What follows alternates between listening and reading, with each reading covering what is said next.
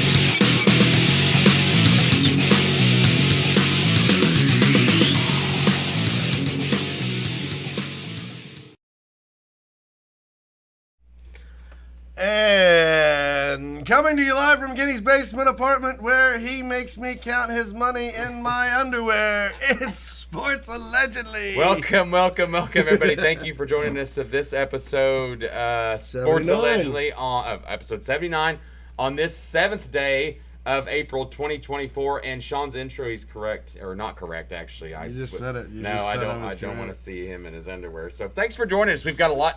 We've got a lot to cover. A busy sports week we had this week to recoup. It's been what's that? That's what it looks like. Oh, okay. It's to recap a big busy week of basketball, softball, baseball. It's been a busy sports week. It really has. So. We're obviously today we're going to be previewing NFL. We're going to be previewing the NFC South, Tampa, New Orleans, Atlanta, and Carolina. We're going to talk about some coaching changes in that division. We're also going to talk about big free agents that were picked up. Atlanta obviously was the big talk of one of the big talks of the NFL offseason this year, and then we'll move. We'll give some predictions, look over the draft scenarios or possible draft scenarios of those four teams. We'll also we'll dive into some trades that happened in the NFL, some big moves. Also, we'll talk a little bit about some stadium votes that went down since we've talked last. We're obviously going to preview tomorrow night's basketball game. Purdue and UConn make the championship game after a very, to me, pretty lackluster Final Four, to be honest, the games. They kind of went as most would have predicted. North Carolina State had a good showing against Purdue. I thought they hung in there pretty well, but in the end, I think Purdue is just a better team along with UConn. And I thought if Alabama could score more and keep the pace up, which I think they kind of did for a minute, then but they couldn't hang. So those games were close early. They started to get away. North Carolina State come back a little bit at the end, and then kind of ballooned up there. We'll also we'll talk a little bit of OU football, OU basketball, OSU basketball, and obviously OU softball after this weekend. So, but let's start. Let's do a little ditty on the women's national championship game that was played at fucking 2:00 today. I don't know why or what time was it played. It was played at like 2, 3 in the Dumb. afternoon.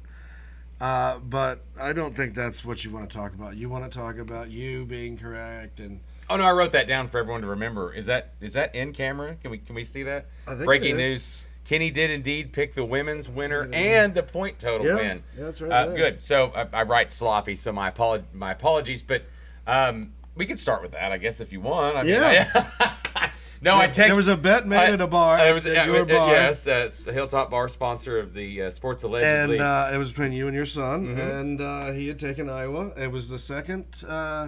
It's like you guys had a back and forth. No, what we did is we did during the men's. We had a game we bet on, and I won the first one. So he got to call. He got to call the second game. Whatever game, in whatever sport. Yeah, it was basketball, and it was. I think it was the Illinois-Iowa State game. Was the turnaround? No, that was the second one. That was the turn. Yes, I can't remember what the first one was. The first one was easy. I can't remember who it was, but it was like taking. Well, candy I know you from guys a baby. made a bet last night. So anyway. So Iowa State loses to Illinois in the tournament, and he gets his 100 back. So we decided as a friendly bet for $100 on this game. He took Caitlin Clark and the Storming Hawkeyes, where I didn't say from the beginning. Now I want to talk about South Carolina a little bit. Dawn Staley's team 38-0 in the season.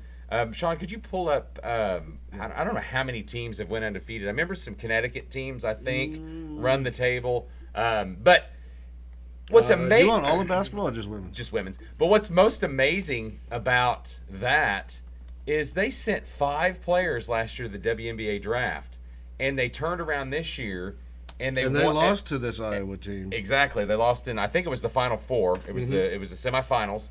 Lost to them, a close game. Caitlin Clark, I think, had 41 points in that game last year, and then turn around this year, comes out and. 38 and it's quite an accomplishment, and especially for the youth that they have on that team too. I mean, I don't foresee them.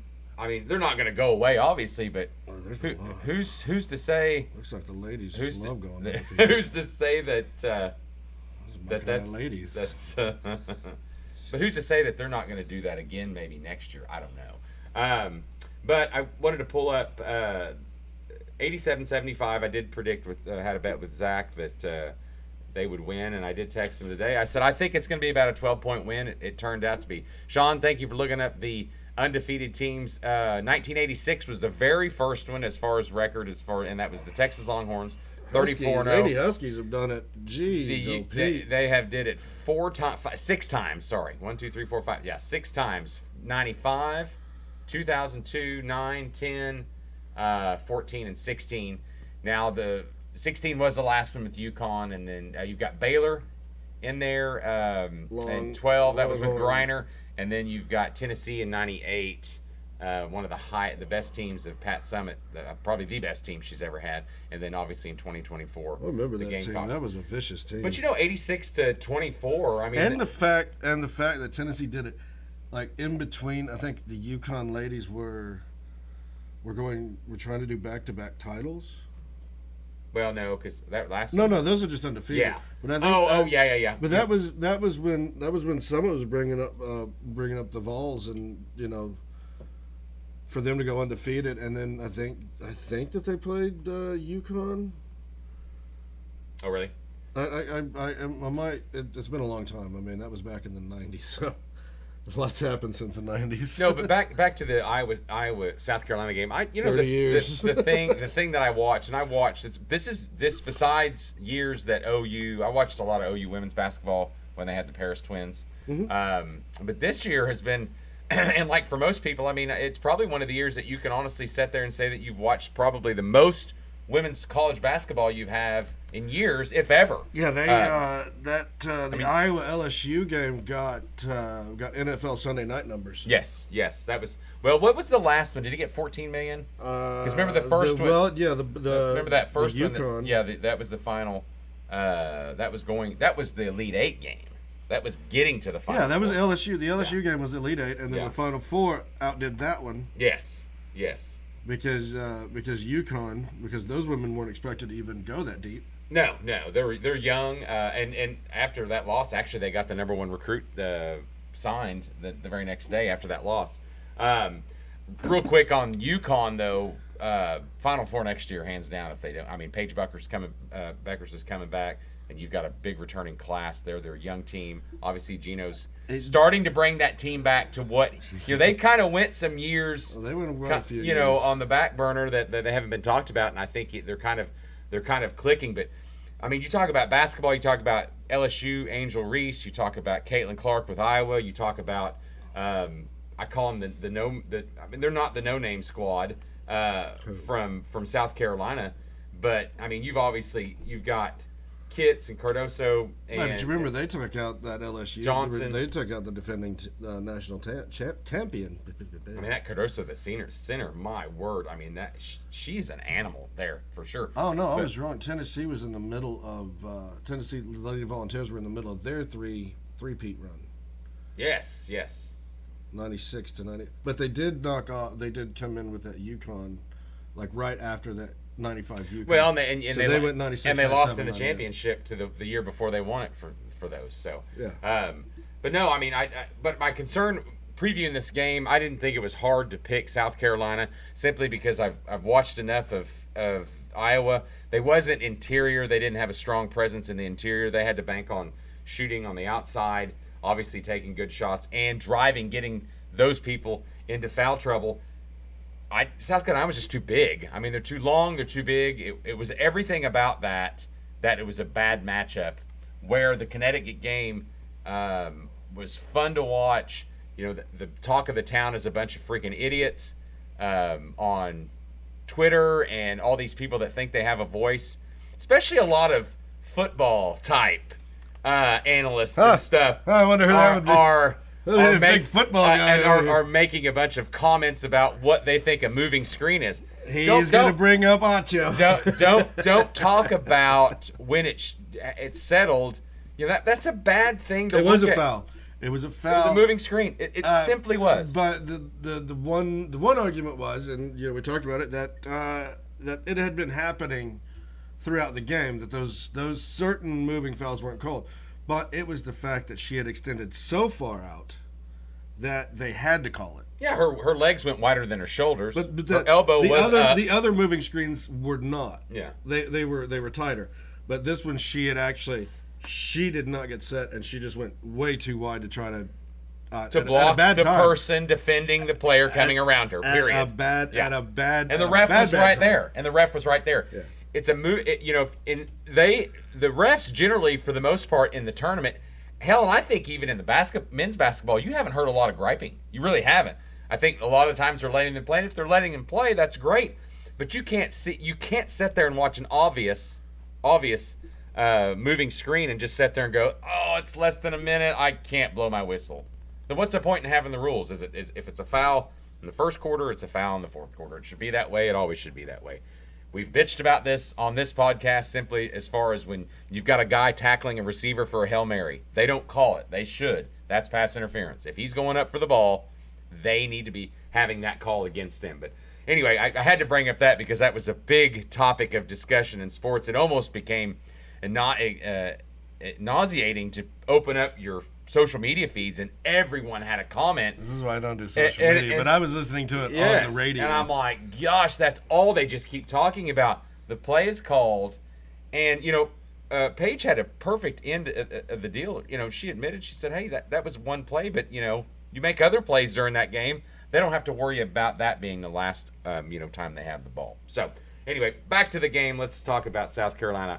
Iowa, field goal percentage, almost 10 points different. Iowa had a 39% field goal percentage where, South Carolina was closer to 48%. And the three-pointers, that would have been the cake for Iowa, and they was going to have to lead in that, and they shot 23 of them versus 19 for South Carolina, and they made 9. So that was 39%. It's not a bad percentage, but you want to win this game. You want to be closer to 50% or taking more free throws, 16 and 20. But the real thing, you look, they were 80%, and then you look at South Carolina, they were a little over 50%. Free throws shooting in both tournaments have been interesting to watch because we were talking about it last week. I think I circled one team that actually had a really bad free throw shooting versus opponent, and they won. So that was kind of one of those deals that you sit there and you watch the free throw, how important that was in this game. But South Carolina is just not rolling off my tongue. The women's has been more entertaining than the men's. But total rebounds was the key because of the length, and it was 50. Oh, they got them big. 51 to 29. So offensive rebounds for South Carolina was 18 versus 7. That essentially means you've got 11 more possessions after a miss. And you go back and I told you, look at your field goal percentage when it was almost 48% to 39, and you're getting 11. You're getting 11 more possessions. They won it 2 years ago. That's correct. With LSU, it's been an SEC dominated for the last since COVID. Yeah, and when UConn kind of dropped, and Stanford was the other one. But when UConn kind of dropped off a smidge, and I say drop off, they were just making it to the Final Four. They wouldn't win it at all. That became the SEC dominance. But that goes back to the rebounding. I thought that would be a concern. Steals, turnovers, fouls, they were all about equal. It was just the rebounding was key. And it was a team for the length, and that's why I thought it was an easy pick to make. And I could have made a bunch of money if our governor would bring gambling to Oklahoma. But thank you. Did you hear that? Come on, let's go. Let's do this. And you keep your stupid brother. He needs to pay that ticket. I don't care. Let's do this. You can't knock the Indians and then natives and then turn around and be like, oh, well, you can't make me pay that speeding ticket because I'm native. I saw that. You see him in Tulsa. Yeah. What an idiot. Yeah. Stits are stupid. I'll take on any stit right now. Come on, bring on the game. Come out the hilltop, get that done. and we will throw down. Get that Not done. that it's a rowdy bar. It's a great bar. It's very because quiet. we need it. So anyway, congratulations to South Carolina on your 2 out of 3. I think they've lost 3 games in 3 years, I think. What is it? 3 Was games or that- was it 9? is that what it was? Was it 109 or 103? It was some crazy number. I'd have to go look season to season. Yeah. So this last season and then the season before. They only lost. Yeah, no, 3 seasons. I think they lost. So, three, so you 3 need or to 4 look up the last games. 3 seasons. Yeah, 3 or 4 games. I think is all they lost. I think how does this they were like women's- 100 and 103 or 109. But anyway, 38 wins this year. All right. Okay. So we talked about. We kind of got in off a gambling kick because I brought that up because I usually do. Well, yeah, you're an addict. Yeah. Well, no, it's needed. I mean, it's just needed. The state is just wasting. I money. get it. It's You're just an spending money. I get it. But You're anyway, and when it happens, I'll be your bookie. so I wanted to bring up a little bit, and this was obviously news this week. Here we go. And it has to do with politics. Coach Teeth. Why are we getting into politics? Well, it's kind of politics because it's sports related. Are you talking about this college football shit? No, I was talking about the Chiefs and the Royals. Oh, the stadium tax vat. Yeah. Now, what was that? Because there was like a church involved or something. Who? A church or something that was involved with that too. Oh shoot, I don't know about that. I mean, I'm sure that there was some church and stuff. I could have swore that I saw something that the church was some church was involved. It might have just been a land deal. Oh, it could have been, or they could have just went out because it's negative for sports. Well, the Royals, it's something. It might have to do with the Royals Stadium. All right, Jackson County voters on Tuesday shot down. Jesus doesn't love you. On 78,000 people voted against the tax, while 56,000 voted for it. The sales tax right now is currently through 2031. This was an extension later, and they were asking the people of Jackson County to extend the tax to 64. Now, right off the bat, that seems long. Seems like a long extension. That's 33 years. Longer than you. And so, but what it was, and I'm trying to find the interesting thing. I had that pulled up, and I have not. Maybe it was a small tax that already existed. Now, there are rumors now that you're looking at the possibility of the Chiefs and the Royals relocating because of losing this. Did they really go undefeated last season too? No, they didn't win it last year. No, but they went undefeated in regular season. Oh, that's quite possible. It was 16-0. Yeah. It was 17-0, and Yeah, I think they've only lost 3 games in 3 years or some crazy stat like that. Kauffman Stadium, currently for the Royals, is the 6th oldest in MLB. It was built in 1973. Obviously, they're wanting to look at building that. building Chiefs. fixing. The Chiefs had unveiled an 8. loss. They unveiled That's 2 losses over there. See that overall. Oh, okay. So they unveiled a $800 million. That's stupid. $800 million Ladies, if renovation. you have $800 million, But $800 million. I said it again. I Renovation. swear we're for not finishing. Yeah. We're from America. They want to do concourse update, obviously the bathrooms, tailgating to do that. Why would you want to update the bathrooms? I love pissing in urinals, troughs from yeah. 1926. You can get people in and out faster. That is a fact. It really does. Now they would have signed a 25-year lease with Arrowhead if the extension would approve, but that seems now off the table. Can you imagine they did that in women's bathrooms? And so, Kansas City Mayor Quentin Lucas, he did make it clear that he is going to do whatever possible it is to keep the Chiefs, even though that they're going to look. Lease from Arrowhead runs to 2031, so that's less than 7 years, and that's huge because what are we looking at? We just approved. Well, not Oklahoma voters in Oklahoma City approved a new stadium for Kenny Wees just approved. No, they approved a new stadium. I'll let you do that. So they approved a new stadium for the Thunder, and that's not going to be completed until 28, 29. Was it a new stadium? Yeah, totally new. 28, 29. So that's for an arena. So you're looking at that's going to take roughly 5 years. Talk about a stadium. You only need like 20,000 seats because nobody wants to go watch it. Exactly. Well, no, they love it, but I mean, they're on a downward turn already. We get into basketball. Injuries when we get there. All the negative Nancy's and the Thunders are falling down slots. But anyway, I thought it was important because I wanted to. Sorry, I've never been a fucking fan of the Sonics. No, but I wanted to bring up something though that was important to talk about. The shit out of no, everybody. Because we were talking about gambling. So Kansas, the state of Kansas, you can gamble in Kansas. Yes, and they have done that. But so they did a revenue. I think first was like they need to make an initial deposit to some fund, probably anti-gambling fund, and then a certain percentage goes into that. 18% Why goes. do I have to pay extra money for your addiction? It's like 13 or 18% go into the state general revenue fund. Here's the kicker of what they done in Kansas that it's probably didn't even really get mentioned too heavily until, well, especially if you're not in Kansas because we didn't vote on it, but they set aside of the revenue for gambling, and they do apps and everything. So the revenue is ridiculous because even in Kansas and Oklahoma, you can drive across straight. You're losing. No, but straight. I mean, just you're thinking about how smart this is. 80% of the proceeds for sports betting in Kansas is allocated to retaining and attracting major league sports teams in Kansas. What do you got? Wichita, Kansas City. No. It's all Kansas City. No, you've got East Kansas or West Kansas City, and then you've got Wichita. And Wichita, you can get murdered in. So I mean, I guess it's no different than Detroit. That's the key, though. Like small town. Mark it down, slap a label. The Chiefs, if they lose, they're going to be on the other side of the state line in this. And you watch. You just say they're going to move. You watch Kansas. Stadiums? Yeah, they're going to build new ones, and you watch Kansas. Yeah, because there's a lot of land over there. And you think about the revenue that state would then become and what Kansas City, Missouri is losing. Now you're talking about the city's not losing any money. You're looking at the state. You're looking at the money. 2 teams now, if that happens, that would be leaving the state of Missouri for other states.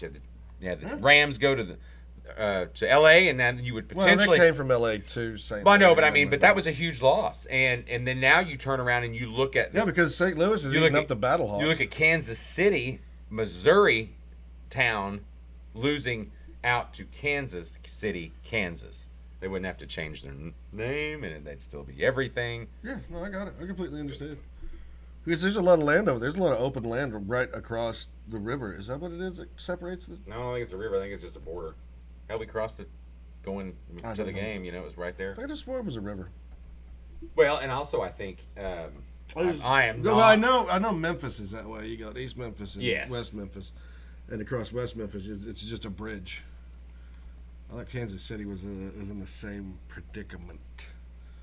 Let me go ahead and pull that. Well, and probably what they would do is try to find area across by the Speedway to build the new stadiums. So that would be probably what, because the Kansas City Speedway in Kansas is in Kansas. Yeah, Chelsea has a lot of land we could put a sports team. Come on down. There we go. All right. I thought I wanted to bring that up. You segued into the gambling and back to that, but I thought, man, it's an odd time because you look at... it's somewhat of a river. There is a river that is kind of there. You see... No. No, look where the dotted line goes up. Oh, okay. Yeah, well, I can kind of see that. It runs. That's the border. The dotted line there is the border. There's your Missouri River. Yeah, so there is. It's somewhat of a border because the city's grown so much. So, anyways, and that's how they did it up at the top because the squiggly parts. Yeah. See, that's what I'm saying. That's no river from Oklahoma to Kansas, straight line, baby. We're all straight. And, I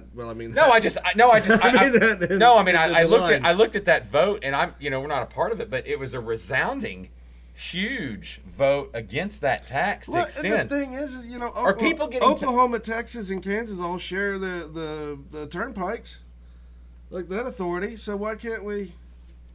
Why can't we get in on that? Do you think it's becoming though now? Because Hunt didn't throw up a lot of his own money for this. They wanted it mostly funded. Mm-hmm. Do you think people are just right now? You talk about cost of goods and things and living and everything. They're all just kind of sitting back, going, "Now wait a freaking minute! Why am I paying you billionaires?" Right now is kind of a hard time to get stuff allocate or pass taxes or something, unless your plan is good. Right, but it's because your goods and services are costing so much.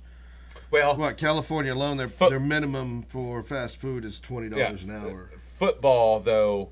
What would you pay a concession? You'd end up having to pay the concession worker $20 an hour. You think about, you think about the tax end or the expense end of it. Everything is going, and you think about how many of those 100,000 voters that went to the polls. Was it about 100? Hold on, I had those numbers. Is that just a city or was that a state tax? It's a county. It's a county. Yeah. Okay. 58 to 49. 40. It's like, let's say it's just 58, 42%. So you're looking at people. You're looking at people outside. There was about 130,000 people in that county who don't even use it. That's what I was getting ready to say. They don't go to sports events. Yeah. And maybe they can't afford it. Maybe they're like, we're paying. That's all farm country. We're paying out in the bottom of it. That's all farm. We're paying billionaires to continue to make their teams worth more by publicly funding product. I mean, it was a talk in Oklahoma City too. They were worried about that vote, and it passed resoundingly because I think the people there, the tax is so small, and they know how important the Thunder is to Oklahoma City. It's kind of made them a big lead city, even though the Oklahoma City's population, I think we looked at it the other day, isn't it in the top 20 or 30 in the United States? Yeah, they're still low. Yeah. No high for being Oklahoma City if you think about it. But I mean, they're still low. But they're very spread out too. But I mean, and they've done improvements just like Tulsa. I mean, they're becoming. It's not a St. Louis. It's not. Yes, exactly. And another thing is, but you talk about those. Orlando. It's not. You talk about that goes back. Birmingham's still bigger than. That goes back to. That really just goes back to people are just fed up right now, and it's a tough time to do the taxes. I thought the extension maybe was a little long. You're extending out to the 60s. We're just hit 24. That's almost 40 years out to extend a tax. Mm-hmm. When and some of these owners, I mean, they need to take a watch and start paying for some of their own shit.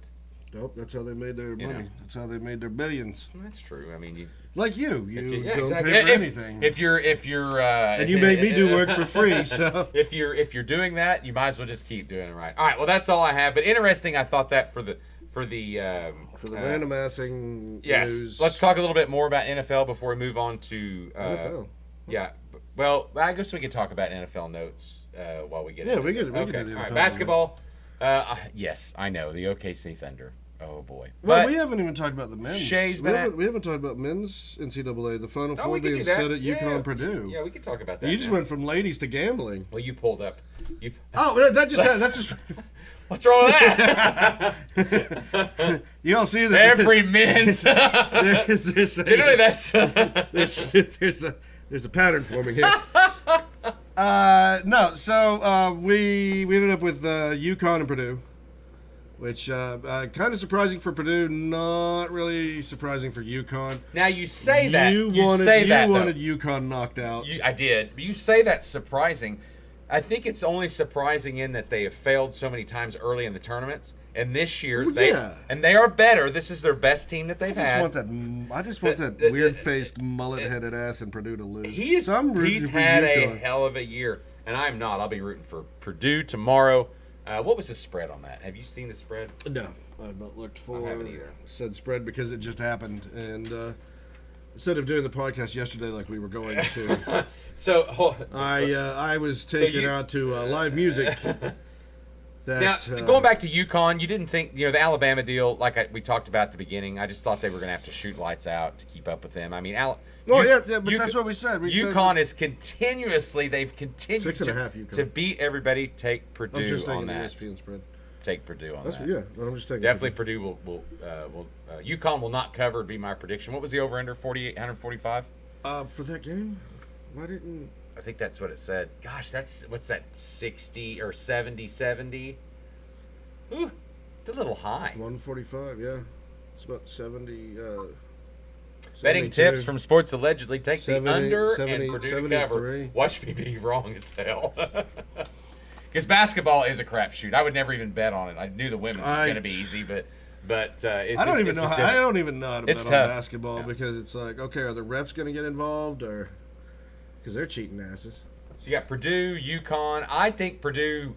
What was it? I think Purdue wins. What game was that? Was it the NC State or Alabama who shot 20% in the second? Final Four. I forgot. First Final Four since 1980 for Matt Painter. He's been a coach for 19 years. He's had one McDonald's. Since 1980. That's the first since they've been to the Final Four. Purdue. Last visit was 1980. Matt Painter's been coach there for 19 years, and he's had one McDonald's All-American. I think so. You got obviously you got Zach Edey, obviously a polished player. Not when they brought him in was not near as good as he has been now. Edey doesn't sound Polish. Polished. He was polished. And you turn around and Burns had a hell of a game, except his shooting, or hell of a game, hell of a tournament, and he just didn't perform. He didn't perform in this game. 63-50 was a 13-point win, low scoring. Early, at the first half. Yeah, I think it was the NC State that they shot 20%. Yeah. After the half. Because total shooting. I watched that game, and they just the second half could not get easy layups to fall. Well, like everything just you have games it was that. Against but these are open shots that you get a fast break, you get down, you get the layup, but it would not fall. It would bounce around the rim, it would bounce out, it would go off, and it wasn't the defense of Purdue that was causing it to happen. It would just not go. I mean, the guy was there, but they were trying to push too fast, force everything, and that really ended up hurting them in the second half. 36% shooting, 26% for three. But, I mean, you look at Burns' numbers, he only had 8 points. He played 27 minutes. He shot 4 of 10. DJ Horn, I mean, Burns was in foul trouble. That's why Middlebrooks was in. He led the scoring, obviously, but he was 8 of 21 for shooting, and then 2 of 8 on three. So you look at those possessions, you make 3 of those, that's 9 points. I said, the field goals were they were not. What Purdue shoot? Bring that back down to them. 40-40. Yeah, see, they didn't do that great either, to be honest. I mean, shooting 40%. But that's what I mean, that the Wolfpack ended up beating themselves by not getting the balls to drop. And most of those misses, it was a heavy defense. It was a fun game to watch. But Zach Edey had 20 points, 9 of 14 shooting, so he wasn't the one that was setting there. But you look at Smith and Jones, their guards. I mean, 1 of 9, 5 of 12. I mean, they were the ones that weren't shooting the ball. And the second half was even. Jones got 4 of 9 and 3 points. and even the second half was lower scoring than the first. When you watched the first half, it just seemed like it was very slow. All right, moving on to the Alabama-UConn game. The stats there, if you look at stats. We knew that Alabama was going to have to shoot. 86-72, but it wasn't really that bad. I mean, field goal percentage was 48-50. That's impressive. They tried. You got to beat to beat UConn. You've got to have them generally screw up. It's got to be not necessarily what you can do, but they are also going to have to be, a little bit, whether it's an off night shooting, not doing rebound, just really not in it. UConn is so balanced; it's amazing, and it's what they've done. I told you their first 3 games they held the teams under 60. Yes. And that was against a San Diego State team that they'd played last year. First 4 teams. So it was the 4. Yeah. The first 4 were held under 60 points. Yes, that is correct. And that was very impressive going in. And then you've got this hot shooting Alabama team that 72 popped 70, and it was Alabama's first time to the Final Four. 11, but see, it was their very first Final Four. 44% shooting for Alabama, 47 on threes. They hit 11 of 23, 80% free throws. The thing, it's just the balance. I mean, everything about UConn is balanced. You got Klingon have an off game, a dank game. It doesn't matter. You can give it to Spencer. You can give it to Newton. They all shoot well. I think that was a bad burp. But look at the the starters: 14, 18, 21, 12, 24. All starters averaged double digits, and their shooting wasn't horribly bad. Newton was 4 of 11, and Spencer was 5 of 11. So they had some opportunities there because they were missing. But rebounds 38-31 for UConn, defensive and offensive. UConn led that, but very little. It was, if you look at the stats, you would have thought it wasn't a 14-point win. Here's what I want to. Pringle only took 2 shots. He only played 16 minutes. Did he get into foul trouble early? I don't know. That was the one game I didn't watch. Did was it Keats? Is that the coach? For North Carolina State, yeah. And no, for Alabama. Oates. Nate Oates. Yeah. Oates seemed to have played right shell. What the hell's that kid's name? It's not Leon. Gosh, what is his name? Click on it. Right Cell Jr. Latrell. Yeah. Latrell. It says it right there. Yes. He ended up playing 31 minutes, so he got Pringle's minutes. So that means he was playing a 4-guard. He was playing 4 guards at most, and I know a lot of these guards are transitional guards. They're correct. They're a hybrid. They're a hybrid of a forward and a guard. It's not generally what you would think of old school like that. But hey, Alabama, a historic run for them. They, like I said, it was their they very were first better their last very year. first Final Four. They were better last year. They had, gosh, you just had that game pulled up. The murderer? Or No, the accessory to the murder. accessory, allegedly. Look at the sports allegedly. It was allegedly an accessory, or considered. He plays for the Hornets, the team that the Thunder beat today. So anyway, real quick to wrap it up, your predictions for you like UConn? Yeah. Give me a score. God, it's gonna be low. I think UConn gets to 70, and I'm gonna put Purdue at probably 62, 60. No, just give me 61, 70 to 61. I'm close. What'd you get? I've got 68-69. Purdue wins by 1. Missed shot at the end of the game for Connecticut, and Purdue wins their. Have they won a national championship before? I didn't even look at that. Yeah. Purdue has. Purdue won in. I know they went to the Final Four in '80. That's the last one. I don't think they won it that year. Did they? I don't know if they've ever won that, but I think it's going to be an exciting game tomorrow night. I think it's pretty evenly matched. You've got You've got length on UConn scoring, then you've got the big guy in the middle. I think it's going to be all. This is going to depend on is no team has foul trouble early, and what does the guards do? Edie will get you into foul trouble. What will the guards do for Purdue? That's kind of what I want to watch. How can they shoot? How can they move the ball to the center? No turnovers, no fouls. Are they going to be able to get it into Edie? Which, yeah, I think they're going to want to do that. Obviously, but I don't. It's going to be fun. I really like this matchup simply because John Wooden years. Yes. So we're looking up to see if Purdue's ever won. I don't think they have. Go back to 80, Sean. I'm an 80. Dude, 80's right here. Yeah, so that's the last time they win. So, no, I don't think Purdue's ever won one. What do you mean that was the last time? That's the last time they've been to the Final Four is 1980. Where's it at? Where does it say it? Oh, I don't know. That was UCLA. Larry Brown was the coach of UCLA at one time? I didn't realize that. It's unfortunate. 88, bad year. No, I'm going to guess that... Yeah, they have it. I think they have. All right, moving on. As far as basketball. Well, we didn't talk about Caitlin Clark and whether she's WNBA. Everybody submitted herself. She will as generational because she did not win a title. That's what a lot of the argument is her needing to win a title. Look at what's his nuts from Georgetown, center for the Pistons, or not Pistons, but the Knicks. Patrick Ewing, great ball player. Barkley, same way. Barkley. But did Barkley ever finally win a title? No, Ewing never did. Never did. Neither did Ewing. I think Barkley got close, and Jordan was the one that shut him down, wasn't it, when he went to Phoenix or Houston?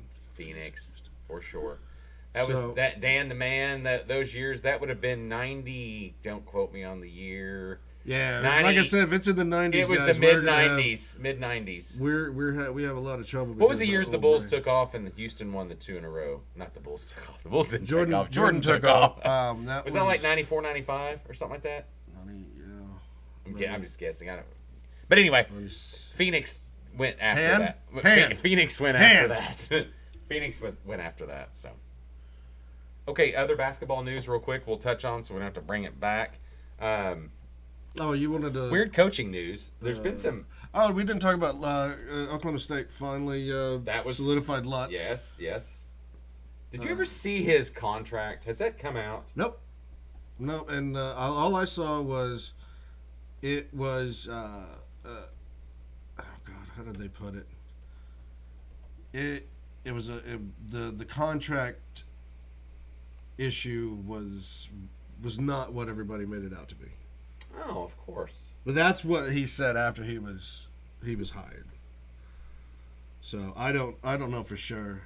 And getting into the news agencies now, they put everything behind a paywall, and I'm not going to do my taxes and say, oh yeah, I have the subscription for paywall. I do know that according to the Lexington Journal, that they did.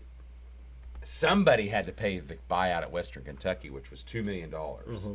Now, they said that could be stretched over 12 months. Didn't have to pay it all in one lump sum.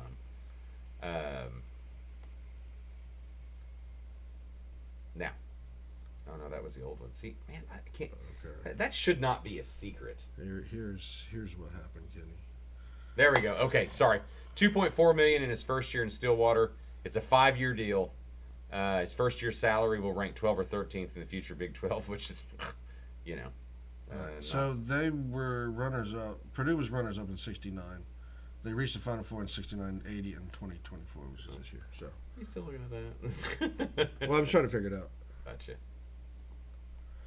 But yeah, I don't know why they kept going for Lutz. I don't know what this guy's done. Oh, he wasn't their first. No. Is that, you think that's what pissed him off? No, I think it's what they just had to go. Do we just need more bald white guys in basketball? You look at his. He was a Matt Painter assistant for years and years. I'm just glad that Musselman is no longer in Arkansas. Okay, so I have him on the list too, but no, we can let him and Lincoln Riley have their cool. Like, so Musselman's going to be the guy with his shirt off out there, and Lincoln Riley's going to be the dude pointing at him going, yeah, motherfucker, come mess with me. Okay, so that's kind of what the talk about is that. But anyway, $2.4 million his first year in Stillwater. It doesn't really give me his total. Like I said, package. I couldn't find it. I couldn't find much on that.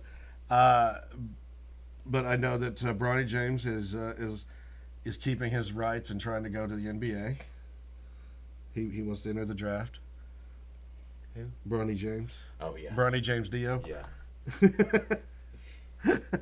So funny about the coaching. We're just gonna talk about basketball coaching. I'll keep it brief because a lot of people. I really dig the coaching moves because I think coaching in basketball's huge. Coaching college basketball. Yeah, college basketball is huge. It's a huge dynamic, because, especially now with Neil and recruiting and everything. But so Rob Lanier gets fired from SMU this year, and he doesn't have a losing record, and it was kind of a surprise. Well, so then all of a sudden, Andy Enfield, who Florida Gulf Coast history 10 years ago. Somebody had a little inside and said, hey, let's get Enfield over here. He's not having a good time. He wasn't enough to get fired. Andy wasn't, but he's been on the hot seat for years. He's not having a fun time at USC. He's got some friends here. I'm sorry. His wife's from Oklahoma. I'm sorry. There was some rumor about there was some rumors about him at Oklahoma Stadium because his wife, I believe, is from Oklahoma. So you get rounded back to Texas, you take the SMU job. Obviously, that's open. Then you get Musselman in Arkansas, he's from California in that area. Yeah, he did. He was the Sacramento Kings head coach when he was like in his 30s. I mean, that's how old this guy's been around. Obviously, coached at Vegas. Brought that program to the University of Nevada. But all I'm saying is that's fine. They can deal with him out there. They can have that guy. I liked him. I thought he was. I didn't. I hated his face. I wanted to fight him. Now you just didn't like it. You didn't like you didn't like taking the shirts off, and you didn't get into that hole when he was jumping up and down. You've got great coaches like Bobby Knight who got pissed off, but he got pissed off at the floor. He got pissed off what was happening there. You didn't have a guy going after the fans. You didn't have a guy going after other players. You didn't have it's fine going after the refs. Do all that all you want. But Musselman just, he was trying to fight everybody. I think he would have fought his own players if they would have came at him. Probably. I'm saying the guy's I kind of wonder if that maybe wore on them a little bit. Yes. I mean, great recruiter. Yes, and I can tell you that Arkansas basketball, because they've had some great coaches there, they look at Musselman and they're like, we just got an angry little white guy. Get him out of here. So Enfield left. Obviously, Musselman takes the job at USC, which fits him perfect out there. Totally fine. And then so now Arkansas is sitting there, and they've interviewed. Chris Beard was a candidate, the Mississippi coach, former Texas coach. Remember, he got in trouble for allegedly hitting his girlfriend, and then she said he didn't. Bullshit, but whatever. And then you've got Jerome. You can't under your breath bullshit. Then you Jerome Tang for Jerome Tang for Kansas State. Who's a hell of a coach, I think. Lead 8 last year for Kansas State. They had an off year this year. They were the leading candidates, but then they said, I'm taking my name out of consideration. So you always get two versions of that. When you take your name out of consideration, You either, one, didn't have a chance of getting it, or two, something was goofy and you just didn't like it. Something, Is this Eric Bieniemy coaching? UCLA offensive coordinator. Something? Yeah. Oh, yeah. Something's crazy. You just you're just looking around. You're like, what has this man done? Yeah, exactly. Why is he not a head coach yet? Yeah. Oh, you're right. Now he's back in college. Maybe he just does. You know what? Maybe we're missing something about the Bieniemy that he probably just went in, tanked the interview, and said, "I don't want this job," because he doesn't want the stress of being a head coach. I don't know. Why would you interview if you don't want the job? Well, for one, because he's black, and they have to interview a black guy. Okay, now I'm not talking about his. You're talking about from the owner's perspective, not his perspective. Right. Okay. Right. I can see that. I can, because I think the Rooney Rule's bullshit. Right, and I think that it brings in people, and I think that Andy Reid was like, dude, just go interview, just be back here, get ready for the team. No, and it's not right, but unfortunately, I think you're right about that. We've talked about that. The owners probably do that. They have a person already in their head, and I'm not saying they're white or black then, or any nationality. And this is where we ended up. But then they turn around and go, well, I have to interview a black guy. This is where we end up. Or of nationality. We ended up scapegoating. I guess I'm wrong. We ended up scapegoating with Wilkes. He got scapegoated. Wilkes twice. Twice, yeah, he got as a coach and coordinator. Who was the coach in Miami before Josh? Yeah, he's defensive coordinator for the Vikings, and he wanted to sue the league. And what is his name? I can see his face. Brian something? Flores. Yeah. Okay. Yes. Look at you go. Well, because I thought it was. I'm sitting there going, they did it to Lovey. They did it to Lovey in Houston. We're like, you're just a placeholder. Yeah, that was a weird hire. And yeah, I mean, but I think Lovey knew it. I think they told. Yeah, Lovey but he's like, in. give me a 3 or 4 year contract. You pay my ass, and I'll be done. Pay me yeah.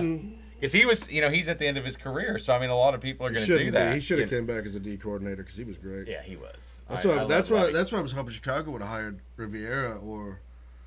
As a coordinator? Yeah, as a D coordinator. Who was the other? Is Eberflus going to call the plays again or call the defense again this year? I don't know. It seemed like it worked last season, but. I agree it did. They did improve. No doubt about that. But we're not on football talk yet, so. No, we're not. Sorry. I forgot what talk we were on. Arkansas. They're just coaching search. Basketball, NCAA basketball stuff. Anyway, it looks like Chris Jans from Mississippi State is going to be interviewing, and also the Darrell. I want to make sure I pronounce his name right. Here we go, Kenny, pronouncing a African American name. That's Darrell. How'd you know? Derail. No, how'd you know? It's Darrell Walker. He's actually the coach. He's 63. Well, yeah, that's. He's the coach of Arkansas State, or I'm sorry, Arkansas Little Rock. Yeah, that's what I saw his name pop up for a couple other jobs. Oopsie, I made a paper. But I like the Jans coach. I think he was at New Mexico, had a hell of Well, what a year. about the two assistants that I sent you? The two top assistants that looked like they'd be perfect for that Oklahoma State job because they fit the facial mold. Well, I think they hired Lutz, or Lutz, however you want to pronounce it. I think they hired him because he was at Purdue. It's Midwest. OSU's not Midwest, but it's lower Midwest. But then he was at Texas Corpus Christi. Went to Western Kentucky. He's had success everywhere he's went, so they like that. And he's 3 years head coach is it. That's all he's had. Western Kentucky generally is a good program, so you might have come into some good players. But how hard is it to tell now? I mean, you really can't say that Coach B is winning off Coach A's player anymore. You know what I mean? Well, as Oklahoma, and I heard Lon Kruger's name brought up today. He ain't coming back to No, he's on a committee or something. Oh, yeah. It was OU hired VCU's coach, only to find out that it was his assistant that was the good coach. And the recruiter, yeah. And the recruiter. Jeff Capel has not done bad at Pittsburgh. He probably should. He has not, but when he came to OU to fix the just program, not a good fit. But when he came, he did not bring that guy. He did not bring that recruiter. No. And they ended up taking over the program, and Old Dominion, VCU, Virginia Commonwealth, yes, they're all up there. They're all in the same place. But they ended up succeeding, and that program still Are you trying to look up location of Virginia? No. Old Dominion? I know where Old Dominion is. It is in Virginia somewhere. That's right. Some bitch. I just don't know what town. Old Dominion. Oh, okay. They have a railroad. And there's a band called that too, a country band. Yeah. All right. NBA? Sure, we can Jump do a to quick NBA, drop on that. Because we're done. I think we're done with college. Yeah. We'll talk about that for hours. We've already hit 49. Oh, my word. Yeah. We are going to be long today, aren't we? Yeah. NBA, Just go to the standings. We'll talk about the standings. So the Bulls have gotten the play-in game, along with the Hawks. Currently, right now. No, they have it. Okay. Yeah, they have. Everybody else is eliminated. Now, whether they move up or down depends on them. 3 to 4 games. But the everyone from 1 to 10 is set. Just positioning is what they're looking at. Boston has the overall. 62-16 is nuts. I know. Milwaukee. They're 15 games behind the Bucks. That's second in the East. Look at the Magic, Knicks. I mean, they're all crowded. Yes, everybody else is Cavaliers, about the same. Pacers. I mean, you can even throw the Heat. Heat are 3 games back, 4 games back. Sixers 4 games back. And you got Chicago and Atlanta, who are at 25. And they guaranteed it. Yeah. So they're all guaranteed. That's a 1-game play-in. Yeah. That's between those two. So that game is guaranteed. Whether they move up or down is on them. Now, essentially, your seeding, but is not going to change. It looks like now going back to the Thunder. It looks like we're going to have the 3rd seed now. Jalen Williams, with the way that Oklahoma City keeps dropping recently, injuries. Shea hadn't played. Shea Gilgeous. No, their 2 best players hadn't played in the last 2 or 3 games. Shea Gilgeous has not played. And I think it's intentional. I think they're resting them because I think they know 4 games left. I guess it's possible they could drop to that 4th seed. But they ain't going to do any worse than the 3 or 4 seed. They're not getting out of the top 5. No, they're not going to get dropped below 4. Well, I'm just saying. Dallas. I'm giving you an overall. Yeah. They're not dropping out of the top 5. Now, you want to look at a matchup, though. I mean, you look at the Thunder, right now looking like they're going to have to play the Pelicans. Not a greatest matchup. That healthy fat boy. Now I really hate the Kings. If the Kings move up, I do not want to play them. And the Lakers actually look to be one of the best teams right now. No, don't. I'm just saying. That bullshit. Look, they're 9-1 in their last 10. They've won 4 in a row. Bring that bullshit in. They're still the Lakers. Dallas and the Lakers are the 2 best teams as far as momentum going in right now. I just don't care. You can tell me that the Lakers are. I hate seeing that in my feed. I don't even have them as a favorited team, and all I see is LeBron James, Anthony Davis, blah blah blah, and I'm like, I don't care. Stop putting this in my feed. You know what? Show me. It is. You know what? I'll take Phoenix Suns news. I'll even take the crappy Oklahoma City Thunder news, or the Sacramento Kings. So negative on the Thunder. Oh, well, it's my. Will you go to their parade when they win the championship? No. Why? No. Why would I? I'm just saying. I mean, I'll go to the zoo. But you wouldn't go to their parade. I would go to their parade. Why would I go to their parade? Would I have to go with you? I'll definitely be there at the parade. Is your wife going too, or is it just me and you? It'd just be party. Sports allegedly party at the parade. So. Well, apparently I have to go to a parade. When they win it. If they win it. Anyway, so, Thunder right now, setting on the 3rd, like we said, the 3rd seed, 53-25. They did beat the Magic today. Not by much, and the Magic are a horrible team, but like I said, Jalen and Shea still out for that game, nursing the injuries. I really think they're probably more resting them than anything. I just think it's because they're too tall. And 29-8 record at home this year, comparable to the Nuggets, 32-8. And the Nuggets still, to me, look like the best team. Minnesota, I'd love to see... If the Thunder have to go out, I would love to see a Minnesota-Denver because you got Gobert now at the Timberwolves to go against Jokic. I think that would be. I think that would be a great matchup. Didn't the Bulls just beat the Thunder? The Timberwolves. Maybe, but now you look at the teams like the Pistons, and then turn around and lose the to Pistons, the Wizards, Orlando, Pistons, Wizards. Who's not Vikings? The Spurs, and who else is at the bottom of the West? Bottom of the West. Portland too, in their rebuild. Yeah, Houston. This is a pretty weak draft, and it's going to be an interesting NBA draft this year because you don't really, Wembanyama was didn't obviously. Jazz, didn't the Jazz didn't they just get close to to a title within the last 3 years? Well, Donovan Mitchell went to Cleveland, remember, and then Gobert went to the Vikings. And, to the Vikings. I mean, the damn Timberwolves. You got football on my mind. All right, but anyway, that's your update. 4 games left. When we talk, Craig, we need to call you. When we talked about last week. When we go to next week, that's actually going to be the playoffs. We'll have the playoffs set for the NBA. Is that the last week of the NBA? Yeah, this is the last week. Well, you know what? I say that there's 4 games. They could spread that stuff out, so it's going to be probably 2 weeks, to be honest. But I know the thought we looking at the NHL, their season is winding down. Yeah. Well, the NHL and the NBA both enter the playoffs. I wonder why they do that. I wish they both enter the playoffs like a same. I wish one of them would start a little later. And they used to. But God, did the NBA shorten their season or change their season? Still 82 games. Yeah, but didn't they change it? They might have spread it out or started. I mean, I don't think that they should start. I think their opening day should be Christmas. Games through. Well, it looks like the 12th. Is that it? Yeah, because I don't see a continuation.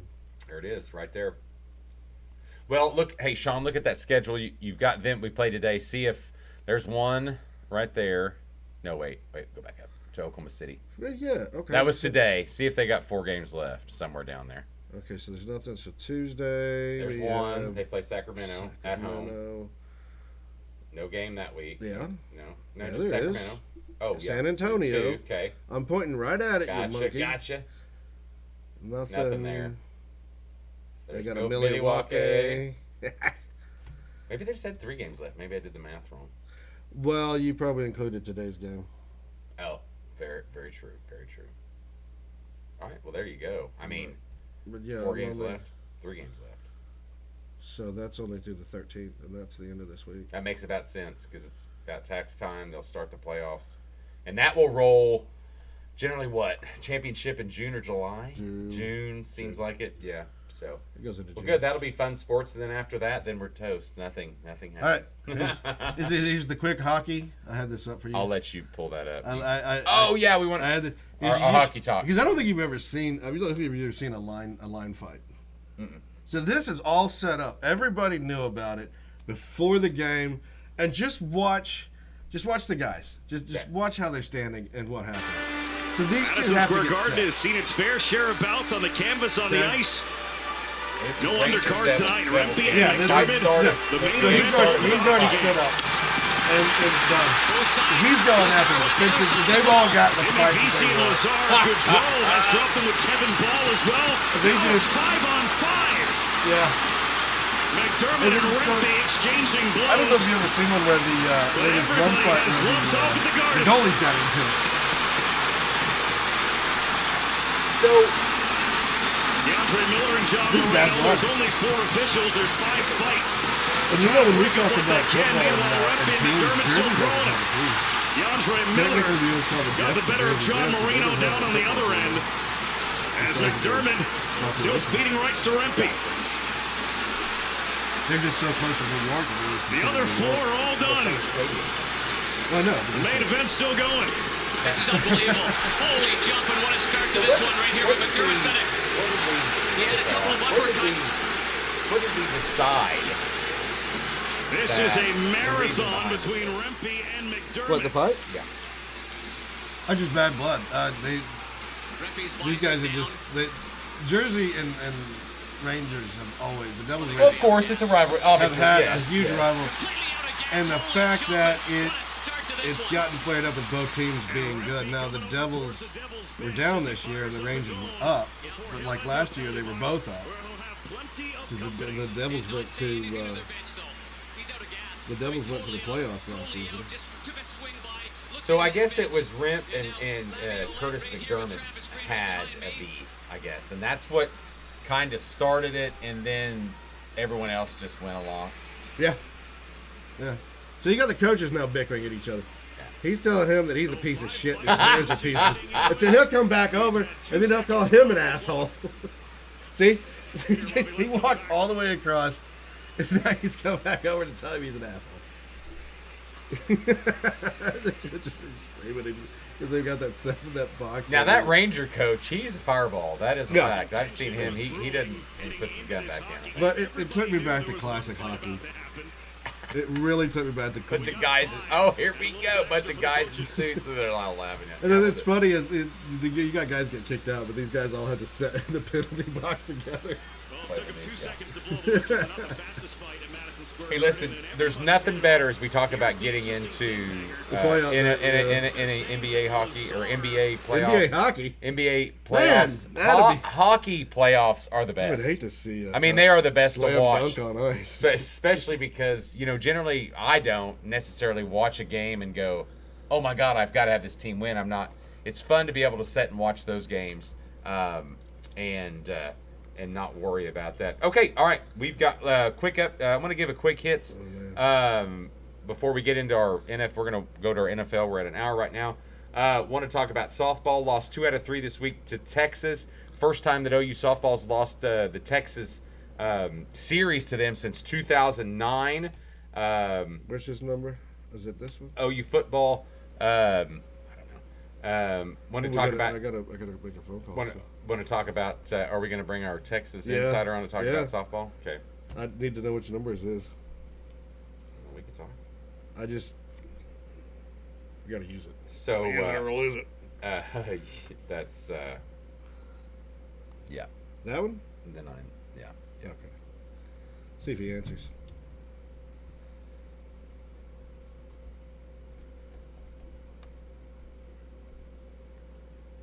And I'm sure they're just giddy as hell going on over there in Texas land. What? All right, we got anything going on? Yeah, we're ringing. I gotta show you a UFL video. Fat guy catching a touchdown. He might be. I think he's on duty tonight. Well, he did comment. Hello. Hey. All right, hey. Yeah. Got Craig joining us on this episode of Sports Allegedly. Wanted to talk a little bit about. So you've already made a snide comment about the lady. Yeah, talk about your lady softballers. Wasn't that nice today? What a goon. What? I just heard somebody say, "Oh, geez." Okay, so you guys won 2-1 in 2 games. Now, hey, we're not taking anything away from the win. It's an impressive win to beat the number 1 team in the country. You guys are ranked number 4, and I think it was number 4. And in one of the polls, they have multiple polls for something. But anyway, yeah, I mean, and you guys might move up back to number 2 or 3. Currently on the season, you did lose to Oklahoma State. You lost the series to Oklahoma State. 5-0. You lost to them, and then 3-0. Then you come back with a good weekend series at Texas to beat OU by 2 runs in 2 games, or 1 run each in 2 games. So that just goes to show that Texas could play with anybody. Not saying that if you would go to best of 5, that OU wouldn't win the best of 5. What kind of Kenny Weast answer is that? Now, did you see that? We had some other Texas news today, and like I said, good win. It's a good series win. I don't think anybody that's an OU fan thought that this team is going to be as good as last year's team. There's no way. I've said that multiple times, especially with the loss of Jordy Ball. Well, but that's the problem right now, though, is the hitting has been the issue. It's not been the damn pitching. They're deep in pitching, but they don't have star. They don't have a. Maxwell's the best, but she was at OSU, and OU beat her. You know what I'm saying? But Texas looks like they're deep enough to actually make a good run. Looks like Texas, UCLA, Tennessee, Oklahoma look like the 4 big softball programs I would be surprised would make the final. Wouldn't be surprised that they make the final. But I wanted to talk about Sweat getting a DUI today right before the draft. Did you see those news? How did I know you were going to bring that up? Well, we had to make sure that you understood. Drink driving is not good, and there seems to be an issue in Texas and Georgia. Yeah. Yes. Is it like you guys are going to the SEC? Do you want to emulate Georgia so much that you just have to you got to have your players do some stupid shit driving too? Listen, that's just Texas for you. Right when you think they're getting everything together, this happens. Well, yeah, he won the Outland Trophy. I mean, he's projected to be a first-round pick. Even though I think he ain't any good myself. I just don't. I think he's going to be an NFL bust. What'd she do last week? And so he's going to go high, and his bond was set at $3,000. But the funny thing is he was arrested in Austin. Isn't Travis County? Well, isn't Travis County Austin? I thought Austin was out of call. I didn't think Austin had police officers anymore. Well, especially for the football team. Well, this is kind of. We could say the same thing about your best buddy Baker Mayfield.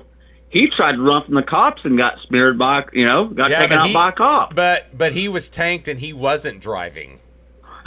He was tanked. No. Oh, he was high. No, he did not. He was tanked. He was tanked and he wasn't driving. I could have swore he was high as shit. So now you. Sean just said Sean said he was high. Yeah.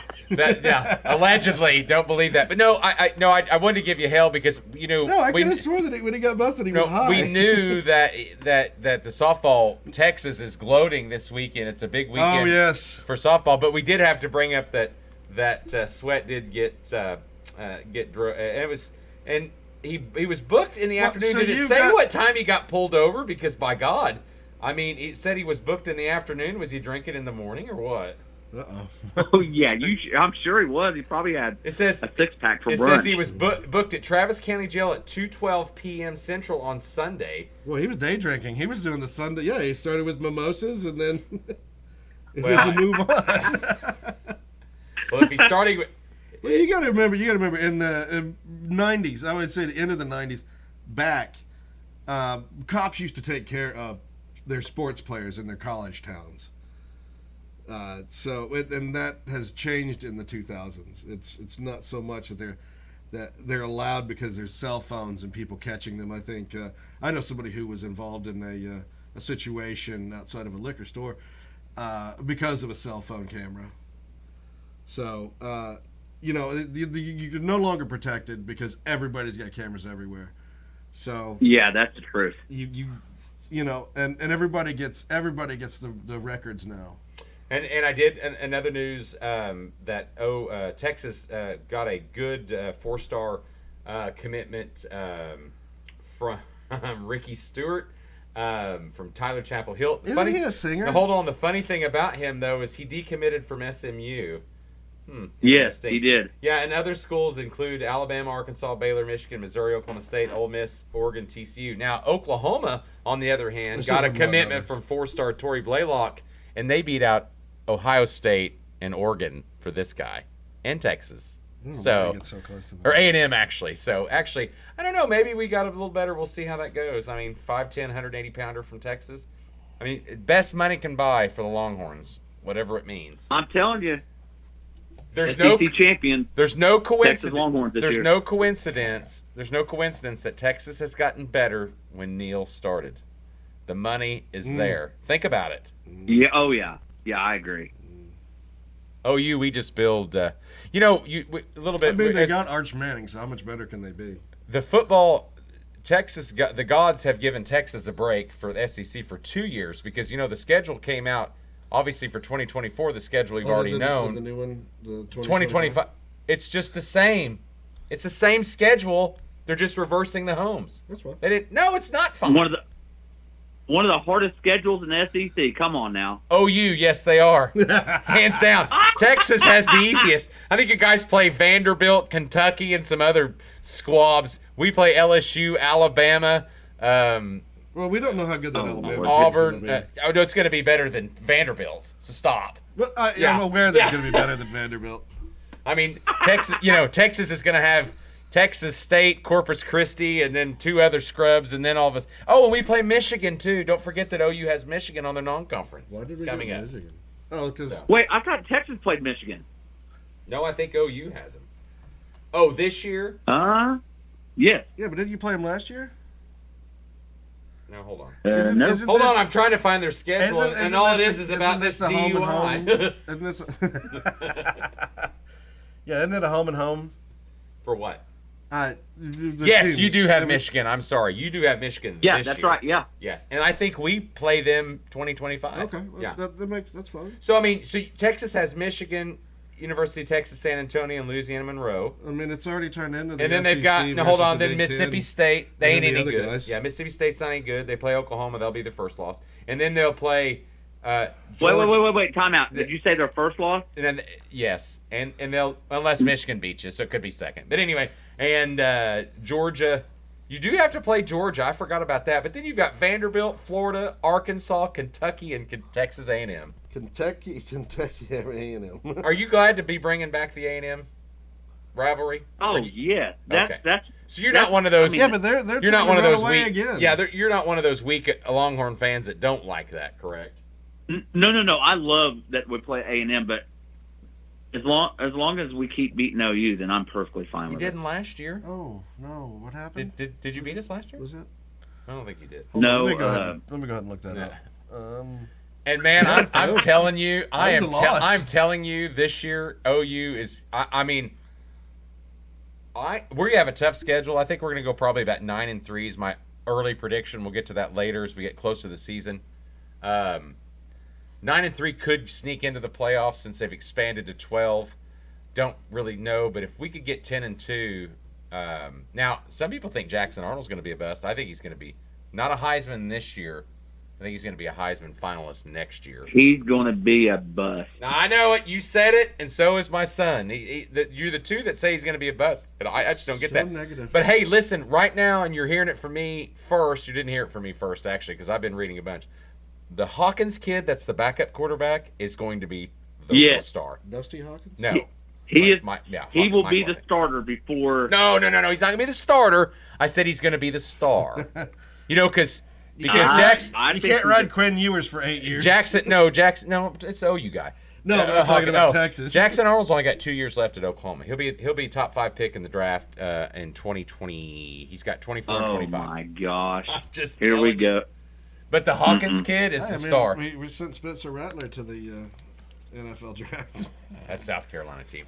All right, well, Craig, thanks for joining us on this episode. We'll bring you back soon in case some other players get DUIs or do dumb shit for Texas. And hey, in that case, don't forget that Baker Mayfield will be playing Europe football before long. So be sure You said that. Just got a big contract extension with Tampa Bay. You and Cowturd and all them people that were against Baker, got a new contract, and we're going to talk about after this. We'll get off. We're going to talk about Tampa Bay's upcoming season. I'm going to tell you, Craig, I am excited for the Elf.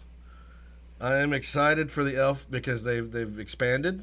The Elf, European League of Football. Oh. That's the NFL in Europe. It comes out to Elf. Gotcha. Well, we'll do more Elf talk later when we actually know players over there. All right, thanks, Craig, for joining us. We'll catch you later. Players over there. Hey, but keep listening. A lot of Texas guys. You'll get your Baker Mayfield update real quick. We talk about the NFC South. I'll be listening. Trust me, I'm watching this right now. All right, thanks for joining us. We'll catch you next time. Have a good night. See you, Craig. All right, there's our Texas insider, Craig. Thanks for joining us. Talk about obviously a little bit of Texas softball, but a lot about the DUI, which we have to give him hell because we just don't like Texas. Quick UFL. Kenny, did you see this? Let me run this real quick. 62-yard field goal by Jake Bates? No. This is the punter throwing a 40-yard touchdown for the Brahmas to the center. And what he said, I think what he said after was like, it's a really good day for fat guys. Love it. I love it. The punter gets a touchdown throw, and the fat guy gets the damn interception. Hey, listen, it's not obviously, I really think that pro sports, we tend to gleam onto the players and the names and the individuals. Yeah. And obviously, I know these minor leagues aren't near as good as the main thing. But it's some entertainment. But it is some that's what you watch it for. It's what I brought up earlier.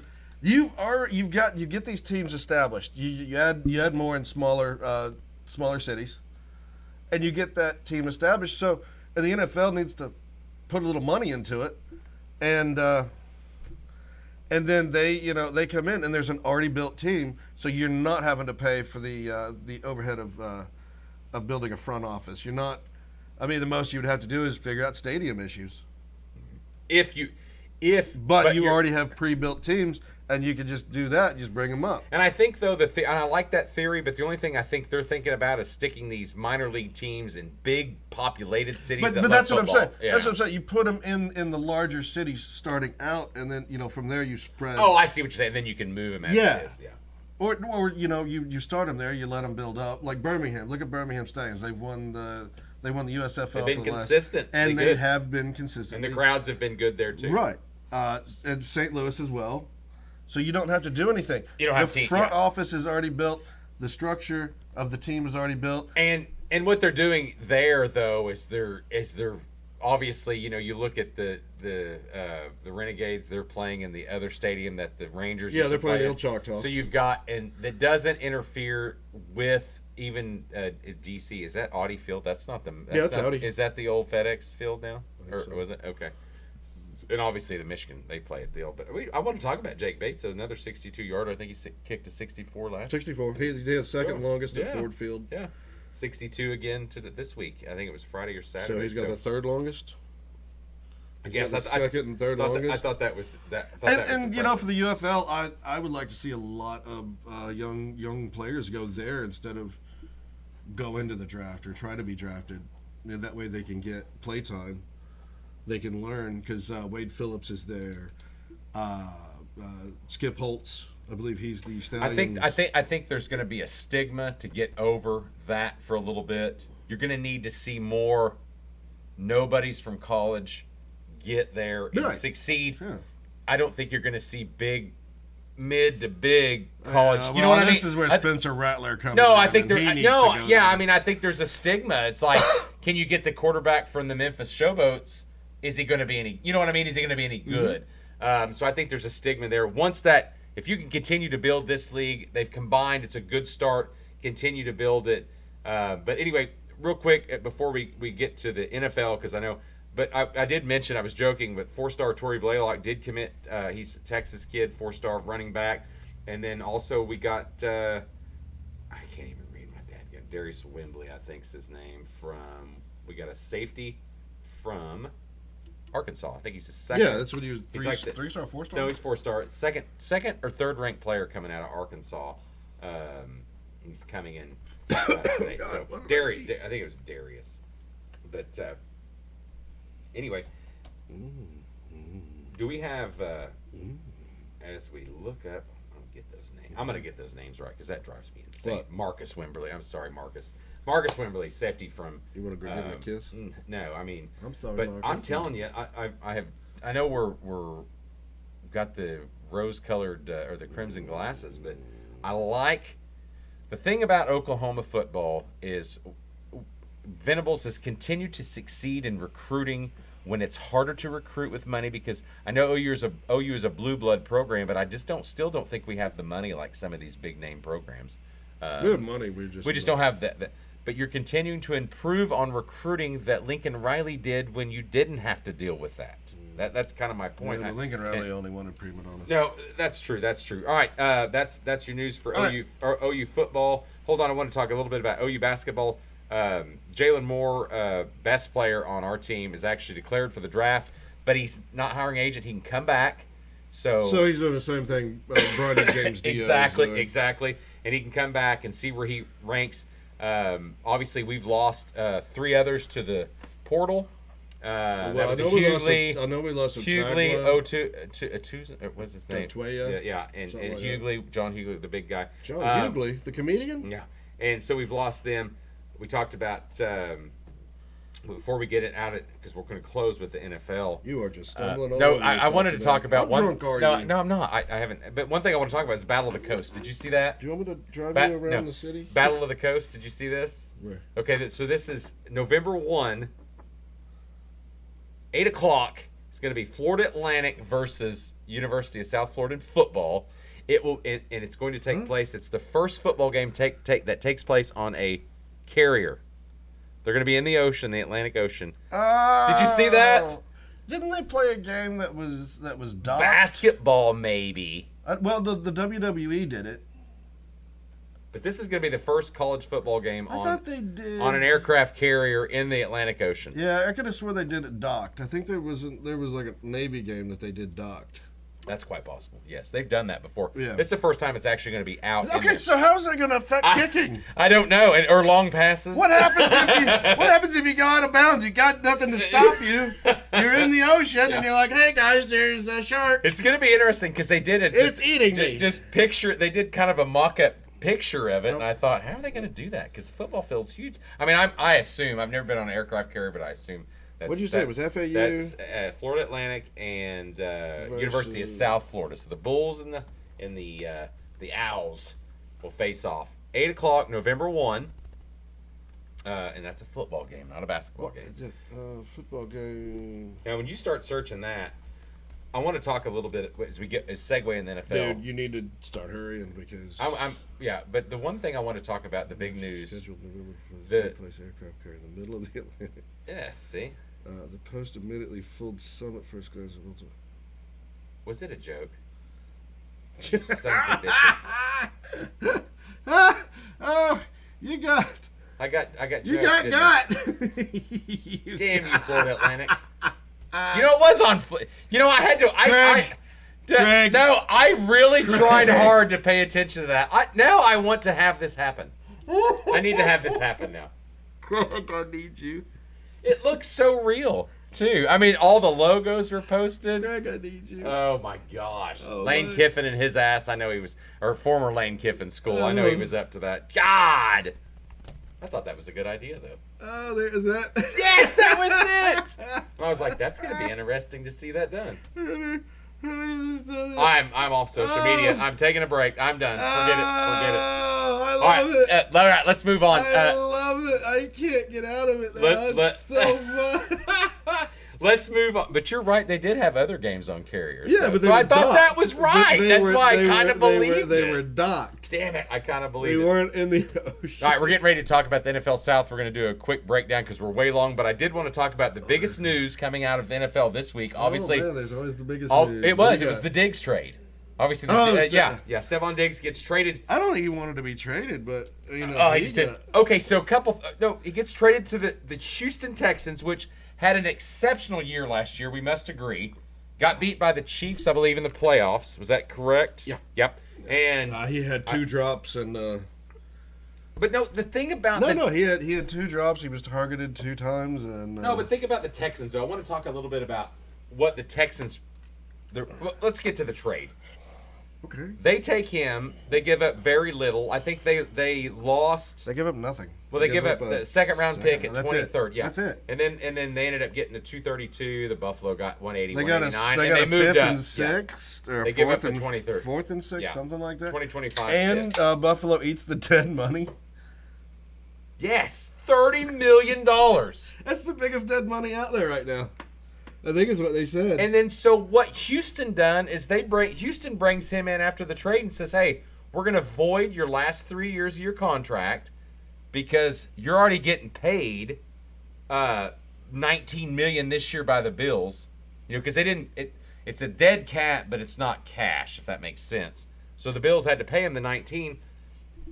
Houston voids the last 3 years of his contract, turns around and tops that off with a $3.5 million bonus this year. He's going to be making $22.5 million this year, and it's his last year. He's a free agent after this year. Yeah, because they paid. So they're enticing him. They to stay or resign. Why do you think he's going to play? So Buffalo's eating the $31 million dead cap.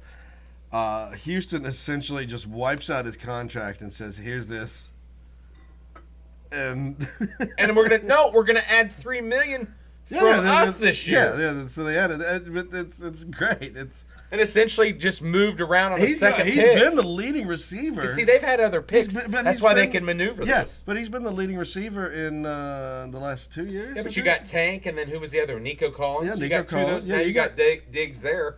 The Houston Riverboat Gamblers are. Okay, so the Bills. Team. What I saw about that though is interestingly that they just want to get rid of him. There's an issue there. Well, no. Look at the team as a whole. They're going younger.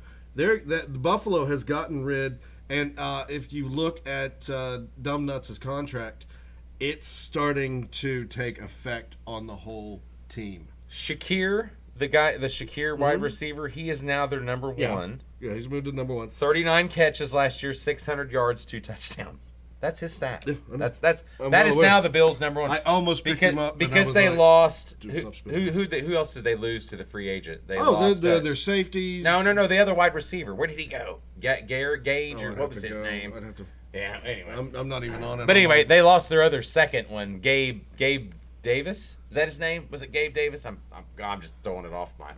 But anyway, he got signed by somebody too. So. But no, I mean, I thought the contract. I mean, they wanted to get out of him. So listen to the Texans right now. They got Diggs. They got a great team. They got a great 100+ catches last year. Joe Mixon signed with the Texans, 1,000-yard rusher, over 1,000-yard rusher last year. And then you got Danielle Hunter, the defensive guy, 10+ sacks from the Vikings. Vikings lost their best defensive player. I mean, they got what's his face back. I can't remember his name. They signed him, but Hunter was their best defensive player, I thought. Gabe Davis went to Jacksonville. That's it. It was Gabe. Yeah. So that was the they also brought in Curtis Samuel. Do what? They brought in Curtis Samuel. Oh well, yeah. I mean, he's not bad. No, I mean, it's. Was he from Washington? Yeah, it was. Yeah, he was from Washington. Yeah. But anyway, I mean, they seem to be trending down. And the first pick they have in the draft is what, number 28 or something like that? It's not very high. They went to the championship. Yeah, it's not very high. So it's in the late 20s. Yeah. For them to pick up. So they potentially. I know that they're. I know that they're getting rid of all the money, and I know that Josh Allen should have restructured his contract. To make room for those guys. No, I thought that was the biggest. I thought that was the biggest news, and I really think now. I think that the Texans. I thought the Steelers, and I think even as high end as they are, I thought the Chiefs, both them three teams excelled in the AFC as far as free agency, and I think that that's going to be the top three teams right there when it all's said and done. I thought Baltimore backed off a little bit. You know, Pittsburgh got Queen, the linebacker. We've talked about that. Yeah, but you can only have the MVP. But I do think though that the man who changed football. And then you've got Joe Burrow. Lamar Jackson. You got Joe Burrow back. You see that? You've got Joe Burrow back. You've got the Miami Dolphins losing players. Sounds like you're a little high on Joe So the team I like, they're not going to make a Super Bowl. There it is. But that's what I was waiting on. Because T. Higgins is still a free agent, I believe. Yeah, I know. I think he still is. Well, and maybe that's what the Bills look at. No, the Bills, Josh Allen money is still preventing T. Higgins from going there. Possible, but there's a ways to work around that. I mean, you see that all the time. The dead cap also is not good. Gotcha. All right. Well, I wanted to bring up that. So that's as we get ready we're going to close up here with Carolina first. We're getting ready to close up with our NFC. I'm just going to say they need an entire new team, front to back. I know they signed Jadeveon Clowney, but he's a little long in the tooth, and he's going to need somebody on that other side to help out. And I know they signed Ashawn Robinson, who's only 3 years younger than him, but still, Jadeveon would have benefited going to a team whose defense had a couple superstars on it, so that way he could. Who was the big guy they just signed? Did the free agent, the big defensive guy, did he leave? They lost what's his nuts to a lot of money signing for guards though. If you see, they lost New York Giants took one of their guys. Who was the big guy? Why am I not missing his name? The one that went to New York Giants? Yeah, is it him? Hey, don't shut that door, you asshole. Is that who they lost? No, yeah, he was a DN that went to New York Giants. Where'd it go? He's not even on here anymore. Yeah, who is that guy? I'd have to go to the New York Giants and look. Anyway, Dave Canales leaves Tampa as offensive coordinator, joins. That's the new coach at Carolina. Okay, it's one of those things that like, they obviously spent a lot of money on their line. Obviously, that was Bryce Young's their future quarterback wise, and they think it's Brian Burns. Yeah, Brian Burns. Yeah. I could not think offensive linebacker. I could not think of who that was, Brian Burns. But they've spent some money on the line, and that's good. Clowney, he's kind of a fill-in. Essentially, they're only stuck for 1 year. I'm not saying that Clowney's bad. Kind of like a Dominican Sue contract with Tampa did. 1 year guaranteed. We're going to sign you for 2. et cetera, et cetera. But, I know that they're trying to get OBJ in to come to Miami, which there's a guy who's done. He needs to be finished in his career. Is he either injured or Who? OBJ. No, he didn't do anything last year with Baltimore. No. I mean, nobody's going to sign him. I mean, well, they're trying to get him in Miami. Now, more than likely, it looks the guys like are trying, like Tyreek Hill, and them are trying to get him to come to Miami. More than likely, I think Carolina doesn't have a first-round pick, so they're going to pick. Nope, that's the Chicago Bears pick right now. That's correct. Oh, and Derek Brown, that was the other extension, the defensive tackle. That wasn't a bad pickup. Of course, it's one of his own,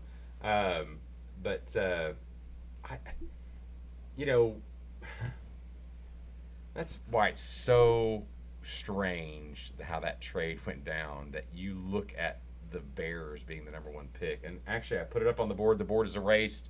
We're going to have our Sports Allegedly mock draft coming soon.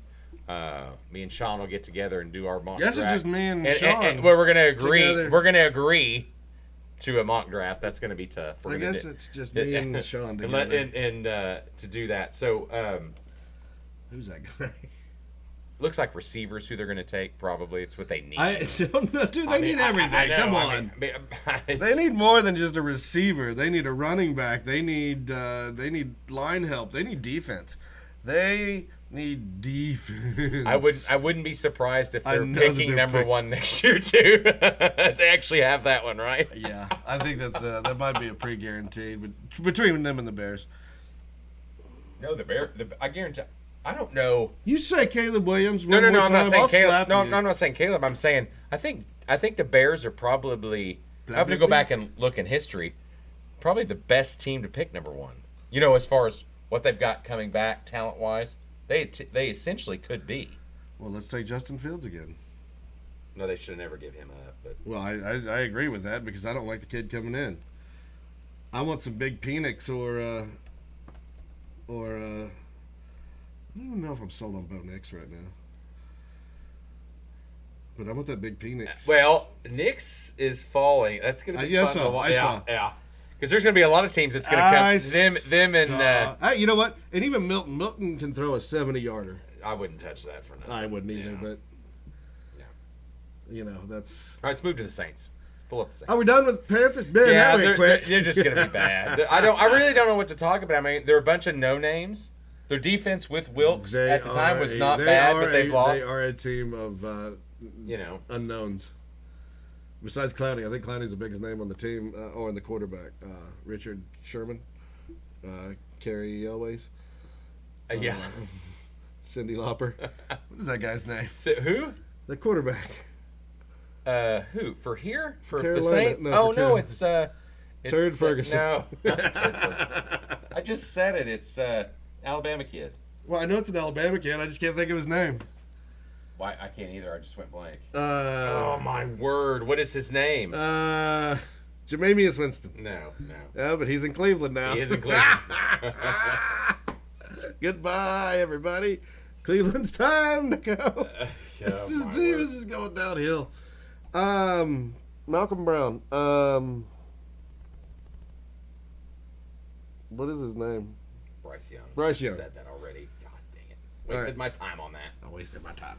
All right, so it looks like I know that they need linebacker help, which they got from Willie Gay Jr. Chase Young was a good pickup. Chase Young was a good pickup. They let Malcolm Roach go, so they had to replace. They had to replace him at the end, but I don't know that Roach was. Willie Gay amazing. From Kansas City's not a bad linebacker. You end up with a guy who's half a year younger. I know that they need a running back. They need a quarterback. Okay, 14 and 45 in round 1 and 2. That's their picks. So they have the 14th pick, which is going to be. What have we seen on the mocks with them? You know what? I've never paid attention. They might be an offensive line. No, well, maybe. Because I know they need offensive line. Their offense is not that good, and they just let Thomas go. He's been in trouble. I think he just signed with the Dolphins, didn't he? What's Carr's? Has he got a high cap hit? I want to say he's kind of high. They were kind of in some. Kamara's the biggest. which is their best player. Taysom Hill, which is their backup everything. They kind of. There's Derek Carr right there. He's only a $12 million cap hit. But they got Cameron Jordan, and that's what I said. They needed. I forgot about Jordan. He's actually pretty good. Yeah. They needed that other piece of defense, and get rid of Roach and bring in whoever I just said, Young with it. So see, Michael Thomas is gone. Thank God. Which I don't think that's a big loss. He had one good year. It is and it isn't. Well, he was injured most of 2 seasons ago. Year before last, or he played most of last year. That's what I said 2 seasons ago. Yeah. He was injured. They still have Tyrann Mathieu. So they've got him taking a tackle in this mock draft. Yeah, see, Fasanu, I told you from Penn State. So told you line. I guess they're gonna. Obviously, you got Olave. He's a budding star. Mm-hmm. So you've got a wide receiver there.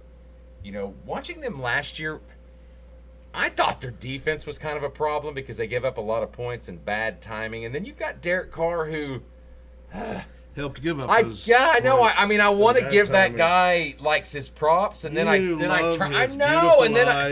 turn around and I watch him play, and I'm like, damn it, what are you doing? The mistakes.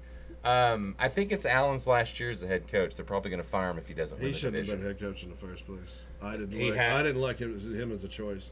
No, I think it was Kate Hudson here. One of those. She came over from Washington.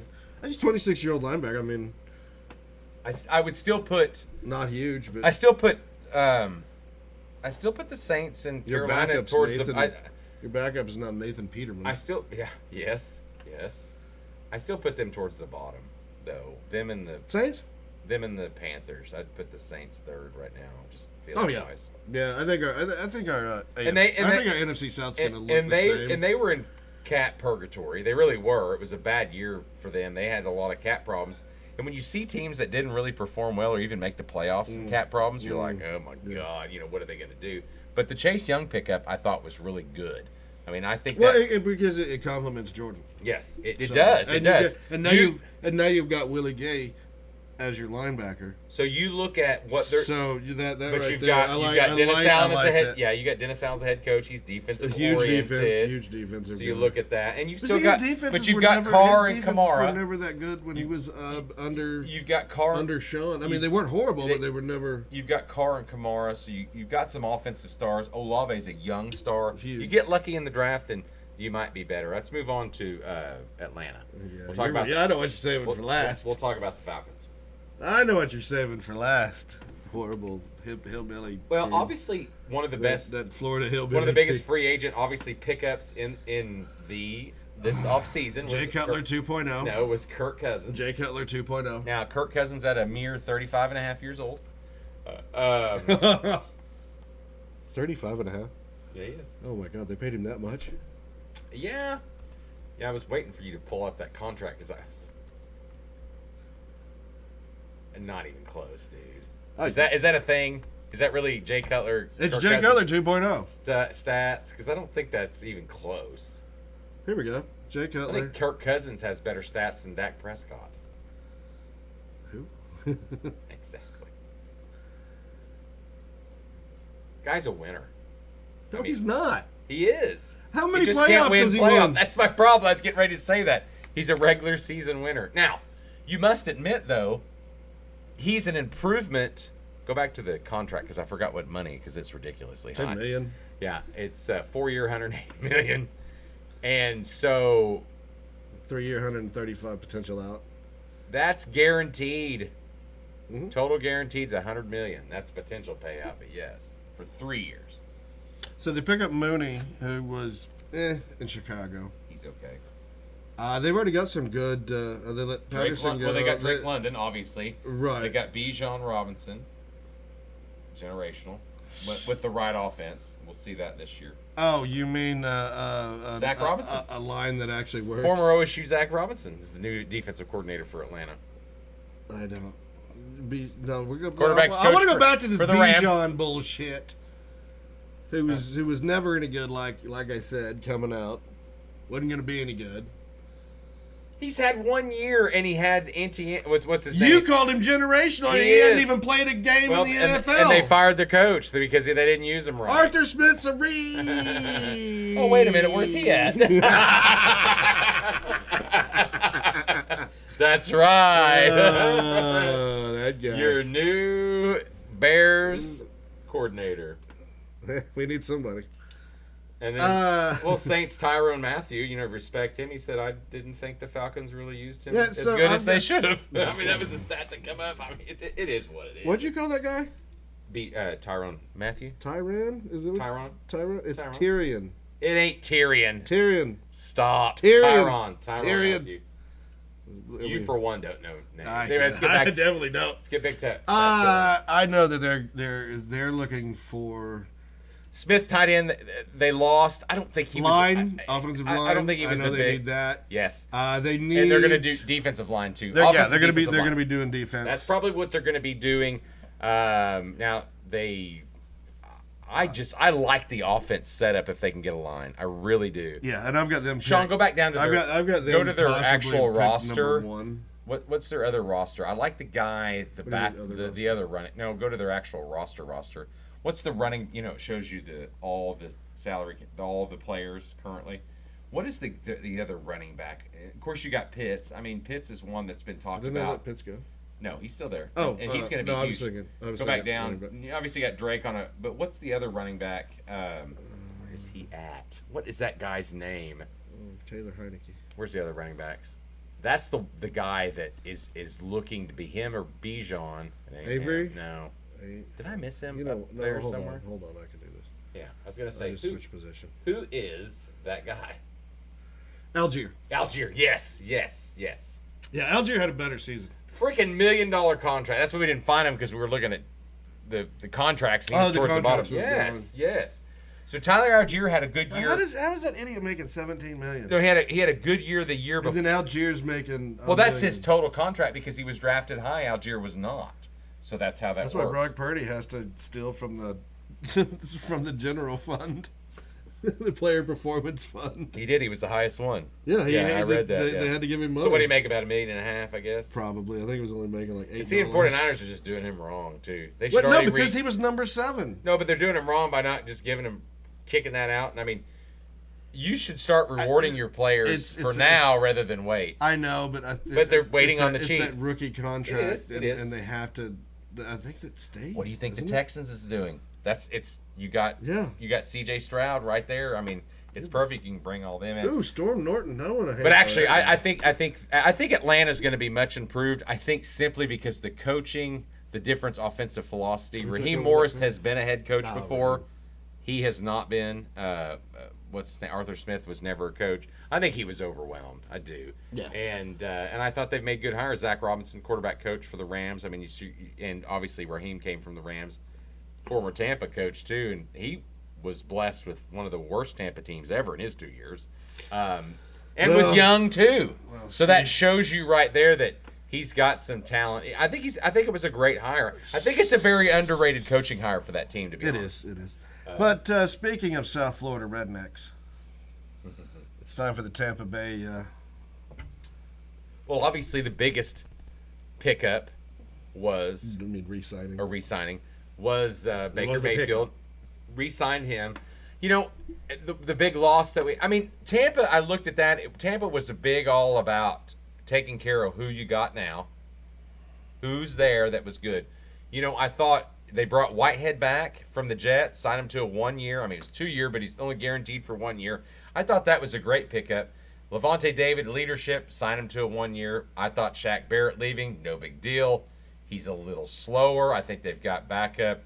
White go. Yeah, no worries there. Good games. You pick up Randy Gregory. Randy Gregory only, and I joked. I said if he stays healthy, he can be a good third down rusher. Because they've got him listed as an offensive linebacker, but essentially they're going to bring him in as an end. Yeah, well, but that's that position. Khalil Mack's also listed as an offensive linebacker. But it's Now go, Sean, it's go one back. of those. It's one of those that So that was just the main. It's a hybrid position because Tampa just re-signed they everybody. use them down and they pick keep them up. dropping down, and then go back to their actual roster right now, what they've got, and what the cap hits are against the current roster. Because obviously they brought Mike Williams back on a friendly deal. So Godwin's got the biggest. Yes, only only because Vita yes. right behind him. But you look at those active players in the base. I mean, Chris Godwin generally, I thought he was a little off last year, comparable to what he was doing. But Winfield, I think Winfield, what is that called? What am I missing? Free safety? No, what they do when they do something to you and they franchise tag. Oh, franchise. It was a franchise tag, I believe, on. Our next word on $1,000 pyramid. I just have to think about that for a second. But where's Baker? Right okay, there. There he is, right there. Now is that current right now? What? Because where? Yeah, that's a current there's contract. Mike. Okay. There's Mike. Dead cat, 29 Yeah, million. like I said, Godwin's eating the most of your money right now. Yep. Godwin and Villa. Well, and here's the deal. I mean, Wirfs isn't far behind, but and he's getting ready to be a free agent too. So. Maybe think they're going to let him go. God, I hope not. Because I think he's the best player position. I think he's one of the best tackles in the league. So I think it'd be horrible. So he is going to go. Now you look probably now Whitehead bringing back, but I think the key is you're going to have you've got White as running back, and you improve the offensive line. There was some offensive line. You guys still need a running back.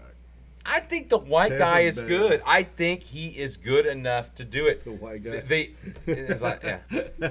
He is. What is his first name? It's not Rashad. I think it's Rashad. But no, it's Rashad right there. Yeah, it's Rashad. Yeah. No, they need a backup. I would go with that. Oh, Edmonds they re-signed, so he's okay. You got John Wolford as your third. Yeah, they brought him over. Obviously, there was a connection there from L.A., the Rams, because of bringing. Do you only have one center? No, we're looking for another one. I think. Yeah, that was one that was. You got 18 cornerbacks and you have one center. The Liam Cohen, new offensive coordinator. 3 guards. Liam Cohen. Man. Liam Cohen was a coordinator at the Rams. Or first, he started at Kentucky. Will Levis, his best year. Went to the Rams and then came back to Kentucky last year. Liam Cohen's new offensive coordinator. How many I think that was. does one team need? Palmer's good, but look at how cheap they are. I mean, you just have those. You do special teams. Or whatever. Yeah, we gotta go. But we still have to go with the offensive line. They need. Tampa. Otto's okay at tight end or Otten. That's the improvement they need. Is the Oh, you're Brock Bowers. He's not gonna fall. But Kenny, God, I would love Kenny that. Loves getting that. No, he wants that Brock Bowers so bad. It looks like we're probably going to sign an offensive lineman in case Wirfs does leave, or they're going to do an edge rusher. It's kind of what I've seen on both.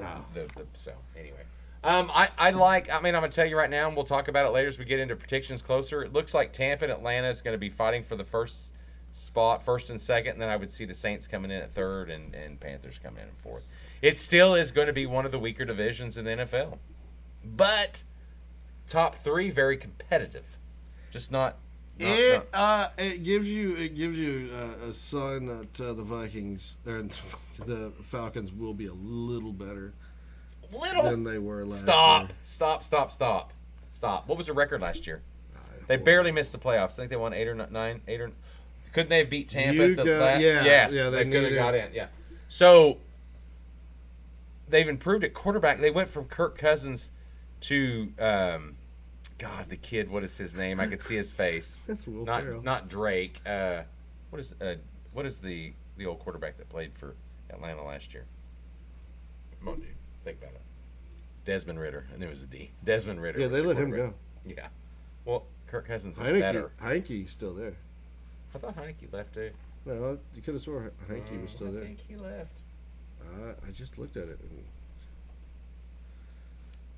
of course, when I search that, it comes up Taylor Swift. So we'll do. No, do Taylor Swift. I like that. Heineke. We'll talk about the Swifties and their battle of whooping that ass in fantasy football. I guess he is still there. Yeah, I was just say. Okay. He's not bad. No, he's really not. But I mean, you're going to take. I mean, it's like the Vikings. I mean, they've got whenever Sam Darnold. They've got Sam Darnold right now. I mean, I know, but whenever who's the Raiders quarterback? O'Connell. Aiden O'Connell. You think that's the main guy? They got it. No, they. That's it. That's it. Whoa, Hoss, you don't know that. That's it. Somebody just signed No, that. that's it. I promise you. Oakland. I can't find Oakland Raiders. He is the it begins with an O, and, but it's close to L. Yeah. No, it's the same. I mean, I don't I wish understand. they wouldn't change these names. No, I think that they're going to be looking for quarterback. I think they're going to be one that surprises everybody in the draft, to be honest. Oh, and they did bring in Gardner Minshew. Yeah, Gardner Minshew. That's who. I told you somebody just went there. But I mean, who's the? I mean, come on, is that really I what you're don't going know. with? Come on now. You're yelling at me. The Vikings and the Raiders are in deep shit with their quarterbacks. I'm just letting you know. It's a problem. And if they're going to go this year as is, that means they're looking to draft next year. Wait, who? What? Minnesota and Oakland or Las Vegas, yeah. Yeah, I'm very confused, and I think Vegas is looking to pick up a quarterback on the cheap later. Who though? They've already got 2 cheaps. I don't know. You got Gardner I mean Minshew rookie. I mean a rookie. Oh rookie yeah. on the Well, cheap. that's what I'm saying. You're going to watch them two do some crazy stuff in the draft, I think, and then obviously the Patriots because they have no quarterback right now. Who is their quarterback? Did Brissett stay? For who? For The Patriots. They don't have one. no. Well, they do. We obviously they know don't they're have- drafting a quarterback. They don't have a starter. Mm-hmm. Yeah, we know that they're drafting a quarterback. All right, that's all I've got for that. Like I said, I think the NFC South. Sean, what haven't we done? What do we need to? What is next? I erased the board. It'll be AFC North. AFC North. Yeah, because that's how we're doing it. All right, here we go. AFC North next week. We'll preview. If we even make it to it, because sports has been so crazy, and we've got. Well, AFC North we'll preview next week. Yeah. We're also going to talk about the championship game tomorrow. We'll also fill you in on. Sorry for running long. We'll fill you in on all the local college teams that what they've done and what they will do. Yeah. And then we'll talk about basketball. We want to Playoffs. about basketball and hockey. Yep. Men's. We'll get the The playoffs. men's pooper, because that So. title's happening tomorrow, Wednesday, What title? NCAA. Tomorrow.